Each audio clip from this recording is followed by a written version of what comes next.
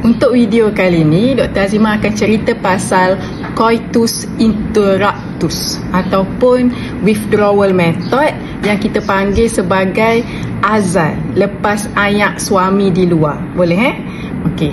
So kita anggap ini Mr. P, ini Miss V. Dr. Azimah guna Mr. P yang paling kecil agar you all semua faham.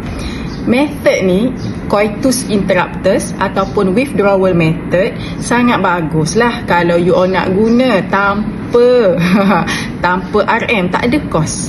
Kedua, untuk you all yang malas nak pakai stocking, untuk you all yang tak nak makan pil, untuk you all yang malas nak cucuk IUCD, alat rahim ataupun implanon, cocok lengan. Okey, macam mana nak buat coitus interruptus? Bila kita bersama, Mr. P masuk kan, okey, cak dah nak keluar dah, suami dah bekok kepala dah kan, terus tarik, jangan tubik lagi ayak tu kat dalam. Lepas tu suami pun rasa ni nak tubik dah. Okey, keluarkan. Okey, lepas kat luar.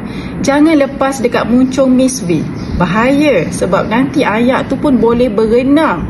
Ada sperma tau, dia boleh berenang. Kata kalau suami lepas dekat muncung ni, ayak tu boleh berenang naik ke atas jumpa telur wanita. Nampak? So sebab tu 70% tau daripada yang guna azal ni, method coitus interruptus lepas ayak kat luar ni, 70% mengandung juga. So you all kalau betul tak nak anak, Dr. Azimah cadangkan IUCD dengan implanon. Okey.